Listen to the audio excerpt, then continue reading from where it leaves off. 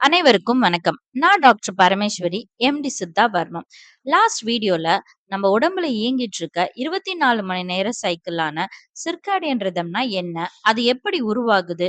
அது எப்படி வேலை செய்யும்? சரியா வேலை செய்யலன்னா, நம்ம உடம்புல என்ன மாதிரியான பாதிப்புகள அது ஏற்படுத்தும்? அப்படிங்கிறத பத்தி பார்த்தோம். இந்த வீடியோல இந்த சைக்கிள் பாதிக்கிறதுனால குழந்தைங்களுக்கு, பெண்களுக்கு, ஆண்களுக்கு, வயசானவங்களுக்கு என்ன மாதிரியான பாதிப்புகள் வரும் அப்படிங்கிறத பத்தியும், இந்த சைக்கிள் பாதிக்காம இருக்க என்ன பண்ணணும் அப்படிங்கிறத பத்தியும் பார்க்கலாம். இந்த சைக்கிள் சரியா வேலை செய்யலன்னா, குழந்தைங்களுக்கு என்ன மாதிரியான பாதிப்புகளை ஏற்படுத்தும்னு பார்க்கலாம்.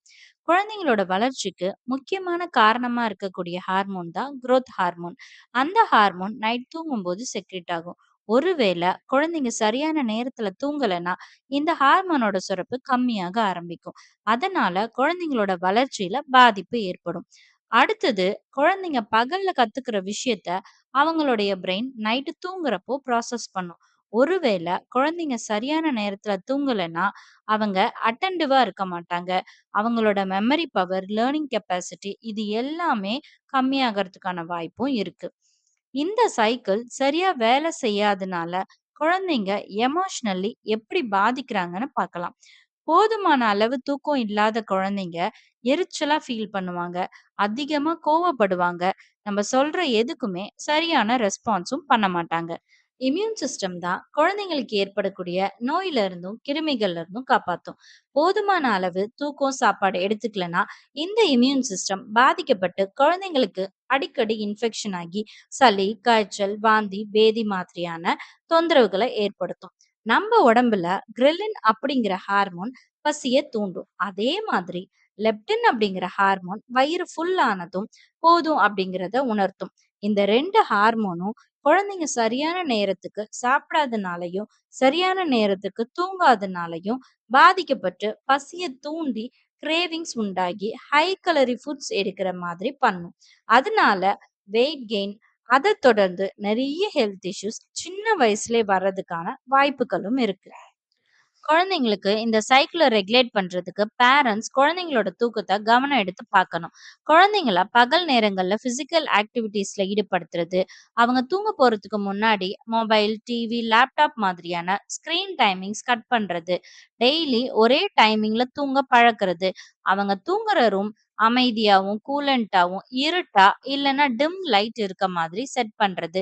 இதெல்லாம் பண்றது மூலமா குழந்தைங்களுக்கு டிஸ்டர்பன்ஸ் இல்லாத நல்ல தூக்கம் உண்டாகி இந்த சைக்கிள் ரெகுலேட் ஆகும். இந்த சிர்காடியன் ரிதம் சரியா வேலை செய்யலனா பெண்களுக்கு என்ன மாதிரியான பாதிப்புகள் வரும்னு பார்க்கலாம்.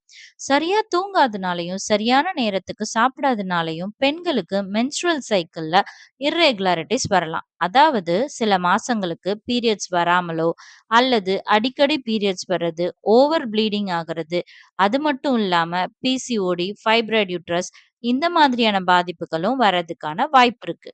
30லேருந்து 40 வயசுக்கு உட்பட்ட பெண்கள வச்சு பண்ண ஒரு ஸ்டடில, இந்த சிர்காடியன் ரிதம் பாதிக்கிறதுனால அவங்களோட உடம்புல நெறைய மாற்றங்கள் ஏற்படுறதா சொல்றாங்க. கெட்ட கொழுப்புகள் ஜாஸ்தியாகி வெயிட் அதிகமாகுறது, மெலட்டனின் லெவல் கம்மியாகுறது, பிளட் சுகர், பிளட் பிரஷர் அதிகமாகுறது, அத தொடர்ந்து பெண்களுக்கு இதய நோய் கூட வரதுக்கான வாய்ப்பு இருக்கிறதாவும் சொல்றாங்க.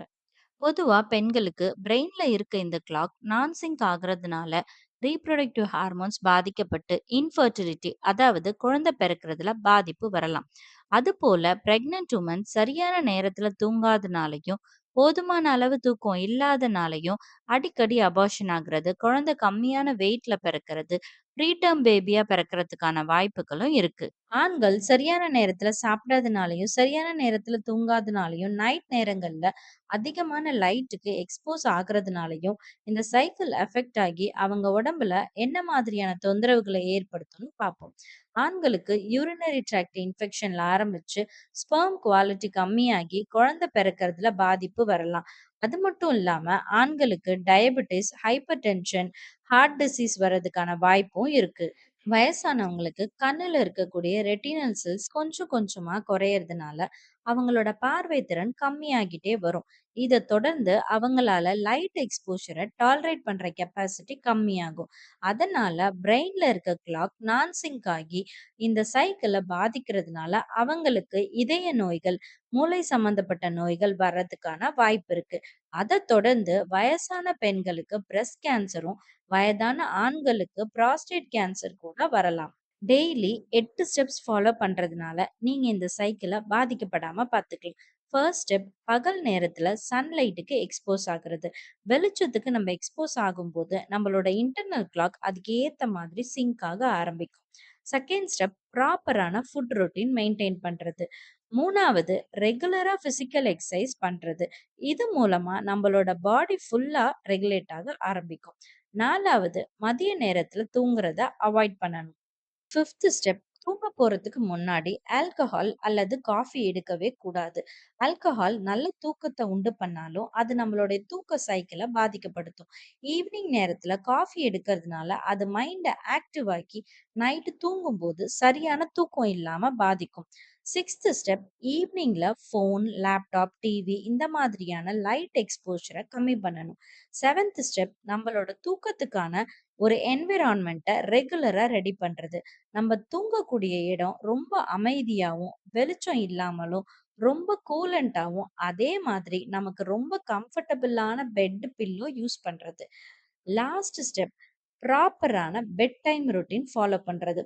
அதாவது டெய்லி தூங்க போறதுக்கு முன்னாடி மைண்ட காம் பண்ணக்கூடிய மியூசிக் கேட்கறது, ஏதாவது புக்ஸ் படிக்கிறது அல்லது மெடிடேஷன் பண்றது.